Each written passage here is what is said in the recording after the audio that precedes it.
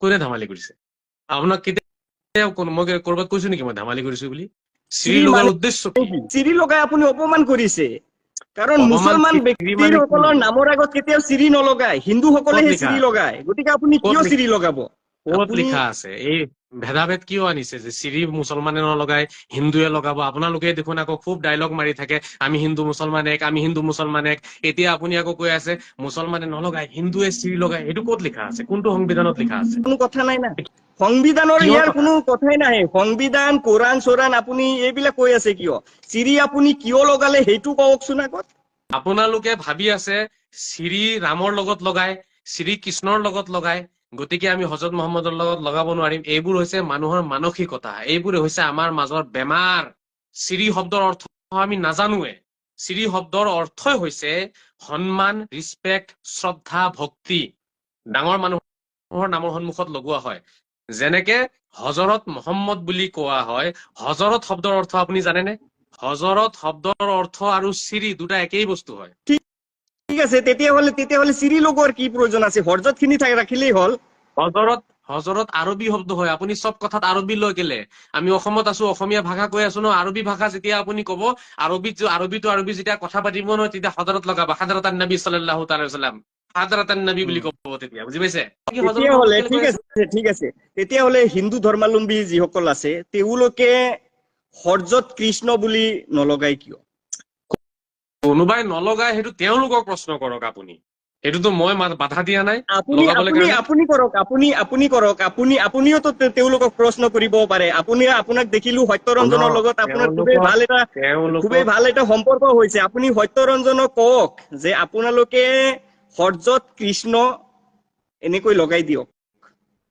সেইটো আপুনি ৰিকুৱেষ্ট কৰক ময়ো কৰিম বাৰু সেইটো বেলেগ কথা কৰা নকৰা এতিয়া কথাটো হৈছে কি যে মই জয় শ্ৰী মহম্মদ কওঁ আপুনি অসমৰ মুছলমান সকলৰ অভিভাৱক নেকি কোনো নহয় কাৰো অভিভাৱক আপুনিও নহয় তেতিয়াহলে সত্য কথা তেতিয়াহলে কব কিয় নালাগিব নেকি সত্য কথা কব নালাগিব নেকি যিবিলাক সত্য কথা কলে হয়তো পাব্লিকে ভাল নাপায় আৰু আমাৰ পাব্লিকে ধৰ্মৰ প্ৰতিও কিবা আঘাত আহে তেতিয়াহলে সেইবিলাক সত্য পাব্লিকে কথা কোৱাৰ কোনো পাব্লিকে ধৰ্ম প্ৰয়োজন পাব্লিকে শুনক আপুনি কৈ থাকে যে অসমৰ যিসকল মোল্লা আছে সেইবিলাক মোল্লাক আপুনি আপোনাৰ য'ত ভৰিৰ তলত ৰাখে আপোনাক যি মোল্লাসকলে লিখা পঢ়া কৰাইছে আপোনাৰ যিসকল শিক্ষাগুৰু আছিল তেওঁলোককো আপুনি ভৰিৰ তলত ৰাখে তেতিয়াহলে কোনো মোল্লা চুল্লাই মোক পঢ়োৱা নাই মই ডাঙৰ ডাঙৰ প্ৰফেচাৰ সকলৰ ওচৰত পঢ়িছো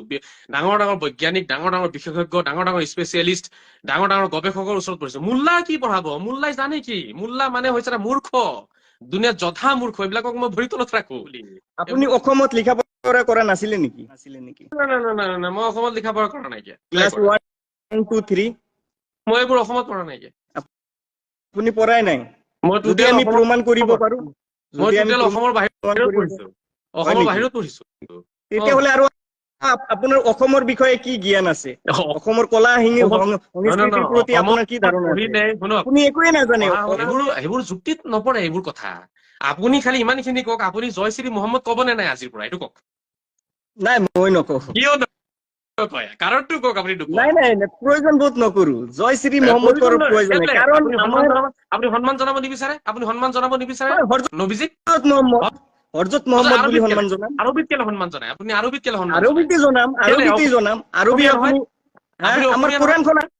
আৰবীত আছে আমাৰ কোৰাণখন ঠিক আমি আছে অসমীয়া ক'ব আপুনি কোৰাণখন আৰবীত পঢ়ক কিন্তু আপুনি সন্মান যে জনাই আছে এখন কিতাপ আৰবীত আছে সেইখনো বেলেগ কথা আপুনি কাৰোবাক সন্মান জনাইছে তো অসমীয়াত সন্মান জনাওক তেতিয়াহ'লে আপুনি আৰবীত সন্মান কেলে জনায় আপুনিতো আৰবৰ মানুহ নহয় এইটো তেতিয়াহ'লে আপুনি কোৰাণখন অসমীয়াত কিয় নপঢ়ে অসমীয়াতো আমি পঢ়োৱে কোৰাণ ট্ৰান্সলেট হৈছে অসমীয়াতো পঢ়ো আৰবীতো পঢ়ো আপুনি মাজে মাজে হজৰত মহম্মদ কওক মাজে মাজে জয় শ্ৰী মহম্মদ কওক দুটাই কওক আপুনি এটাই কৈ কেনে আপুনি যে নামাজ পঢ়ে সেই নামাজত যিবিলাক মানে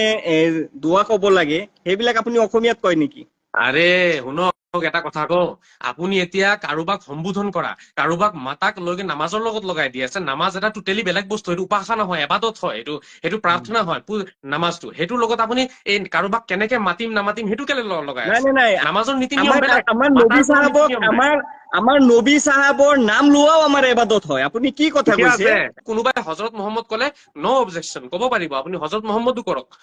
আপুনি শ্ৰী মহম্মদো কওক, আপুনি অকল এটাই ক'ব নহয় মই হজৰত মহম্মদে কম, ইয়াৰ বাহিৰে মই বেলেগ নকওঁ, এইটোতো গুৰামী হয়, এইটোতো গুৰামী, ইয়াকে কৈ গুৰামী। আপুনি দুইটাই কওক, শ্ৰী মহম্মদ কলেও কোনো প্ৰব্লেম নাই, হজৰত মহম্মদ কলেও কোনো প্ৰব্লেম নাই। মই যিহেতু অসমত দেখিছো আমাৰ মুছলমানে অকল হজৰত মহম্মদ বুলিয়ে কয়, শ্ৰী নলগায়। সেইকাৰণে মই শ্ৰী লগাই পেলাই ৰাইজক ক'ব বিচাৰি আছো যে আপোনালোকেও শ্ৰী মহম্মদ কলে কোনো প্ৰব্লেম নাই।